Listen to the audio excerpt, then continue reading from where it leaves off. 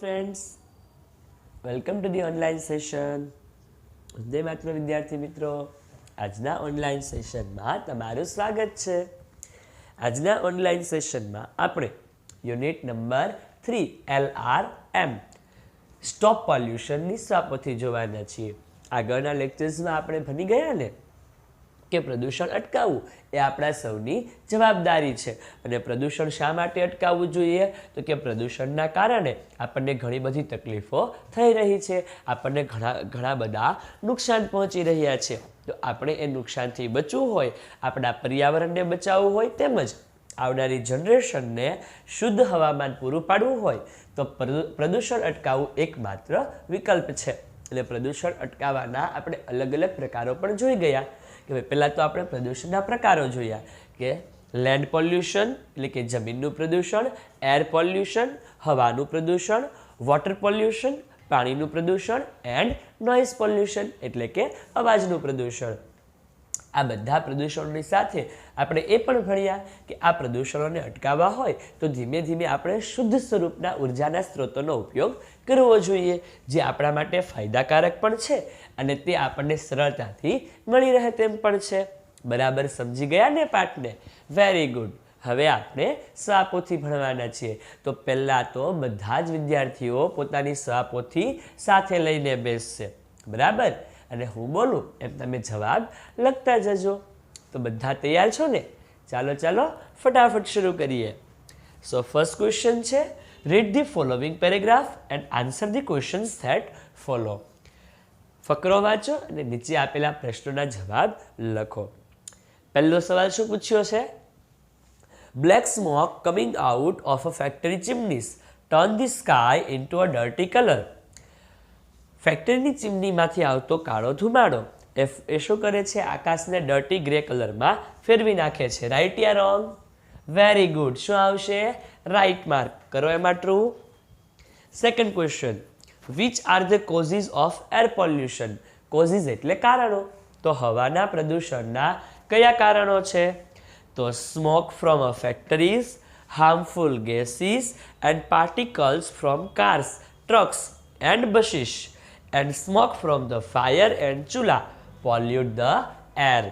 શું કહે છે કે ફેક્ટરીમાંથી નીકળતો ધુમાડો, નુકસાનકારક વાયુઓ, પાર્ટિકલ્સ ફ્રોમ અ કાર, કારમાંથી, ટ્રકમાંથી, બસમાંથી નીકળતા નાના કાળા કણો, and smoke from a fire, આગમાંથી નીકળતો ધુમાડો, ચૂલામાંથી નીકળતો ધુમાડો, આ બધા હવાને પ્રદૂષિત કરે છે. Now number 3, particle means. Particle એટલે શું થાય? તો જો ચોપડીમાં આપણને જે ડાર્ક અક્ષર લખી આપ્યા હતા એમની બાજુમાં કાઉન્સમાં આપણને લખીને આપ્યું હતું. પાર્ટિકલ્સ મીન્સ થાય વેરી સ્મોલ બિટ્સ, ખૂબ જ નાના કણો, ટુકડાઓ, એમને પાર્ટિકલ્સ કહેવાય. નંબર 3, પાર્ટિકલ મીન્સ તો વેરી સ્મોલ બિટ્સ તો જોઈ ગયા. નંબર 4, વોટ ડુ ચૂલા રિલીઝ. રિલીઝ એટલે મુક્ત કરવું, છૂટું પાડવું. તો વોટ ડુ ચૂલા રિલીઝ. ચૂલામાંથી શું મુક્ત થાય છે? તો ચૂલાસ રિલીઝ સ્મોક. શું આવે? ચૂલા રિલીઝ સ્મોક. ચૂલા છે સ્મોક એટલે કે ધુમાડો રિલીઝ કરે છે. ત્યાર પછી નંબર 1, સેકન્ડ પેરેગ્રાફ. બધા સાથે પૂરતા જાઓ છો ને? Very good. અને હેન્ડરાઇટિંગ બધાની પરફેક્ટ અને સારી રાખજો હો ને? ચાલો number 1, list type of pollution. પોલ્યુશનના પ્રકાર લખવાના છે આપણે. તો યાદ છે ને બધાને? હજુ આપણે વિડીયોની શરૂઆતમાં જ પોલ્યુશનના બધા ટાઈપ્સ બોલ્યા હતા. બરાબર? તો ચાલો લખી નાખો ઝડપથી. કયા કયા ટાઈપ્સ આવે? Land pollution, water pollution, noise pollution and air pollution. એટલે કે જમીનનું પ્રદૂષણ, પાણીનું પ્રદૂષણ, અવાજનું પ્રદૂષણ એન્ડ એર પોલ્યુશન એટલે કે હવાનું પ્રદૂષણ. નંબર 2 જુઓ.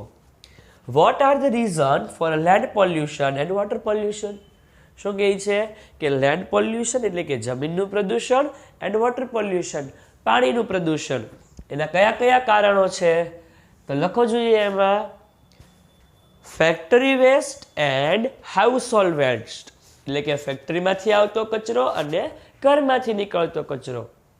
એટલે factory waste and household waste are the reasons of land pollution, જે લેન્ડ પોલ્યુશનના કારણો છે.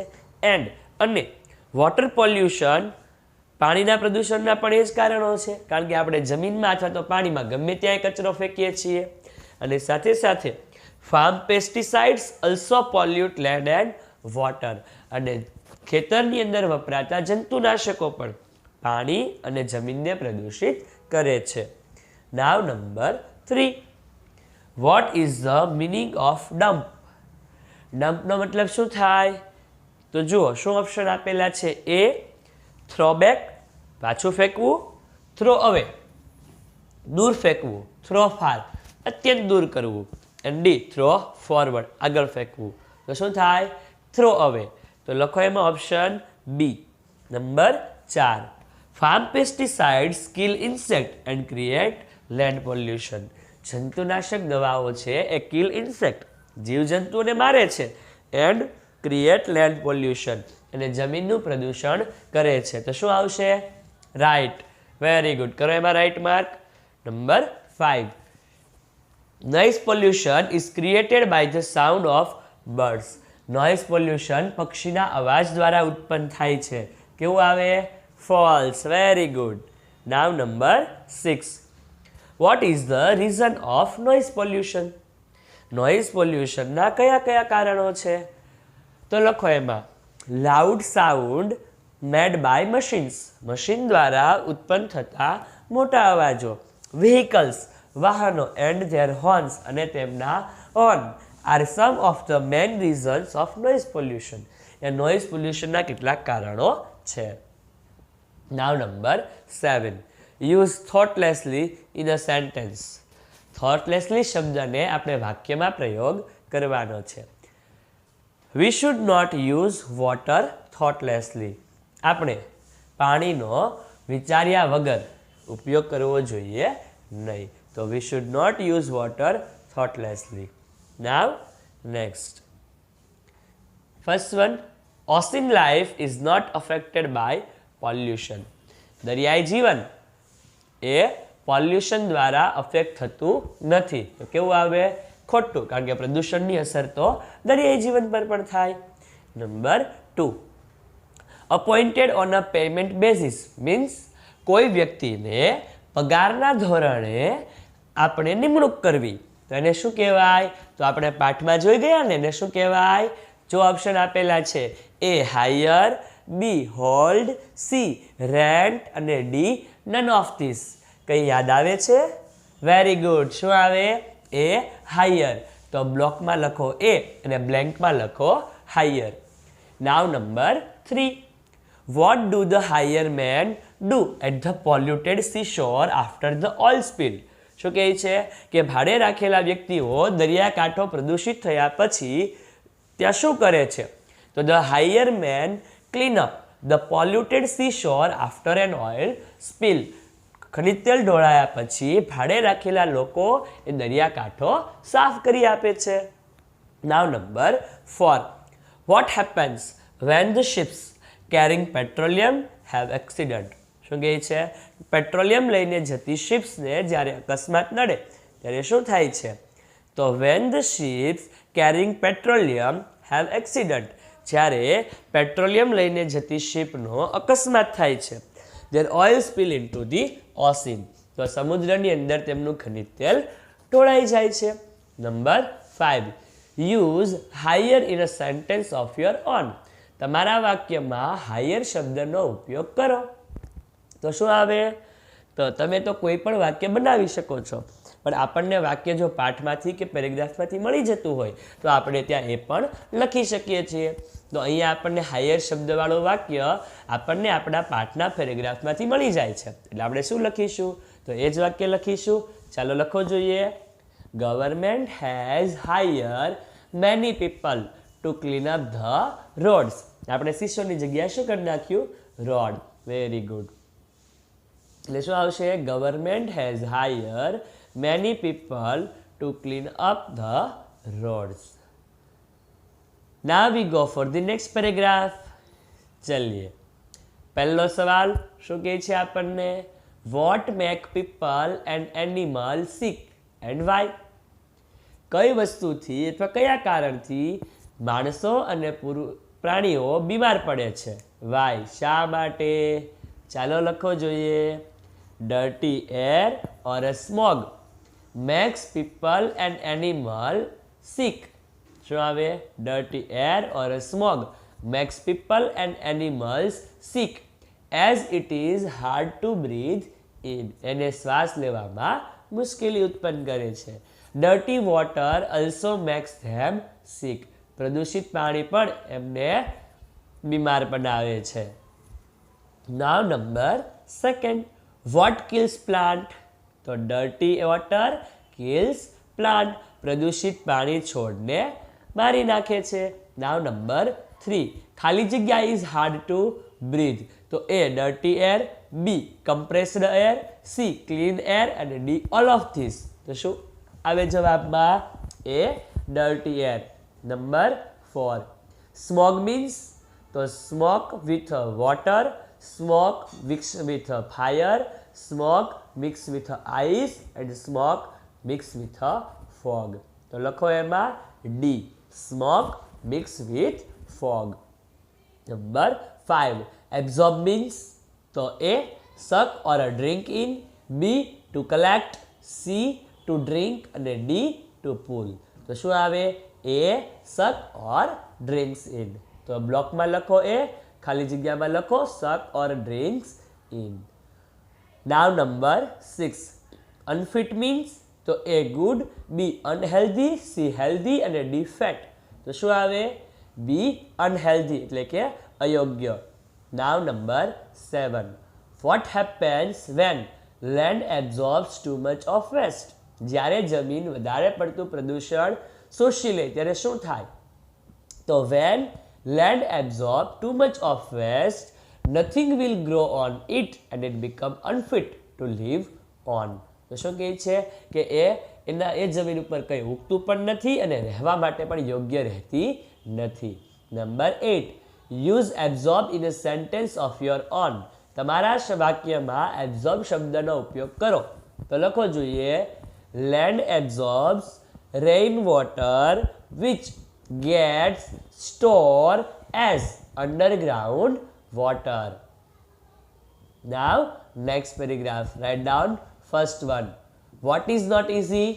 શું સરળ નથી? તો controlling pollution is not easy.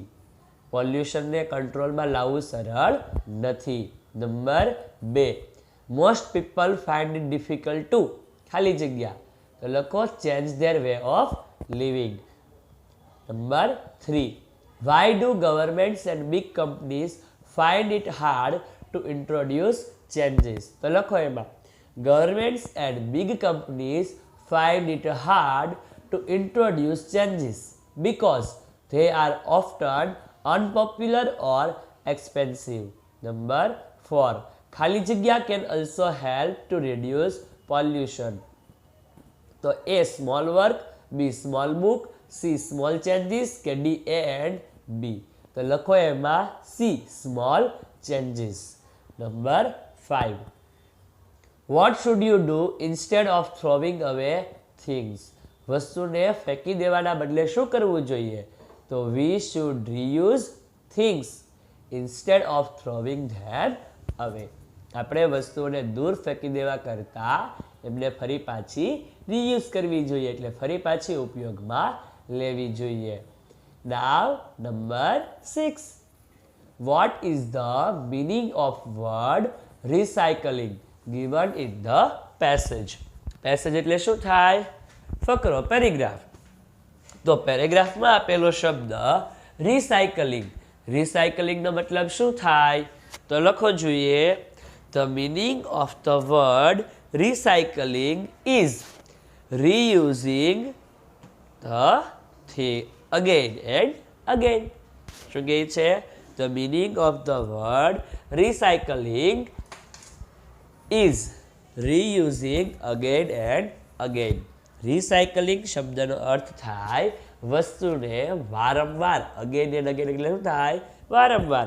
વારંવાર એમને ફરી ફરી ઉપયોગમાં લેવી જોઈએ.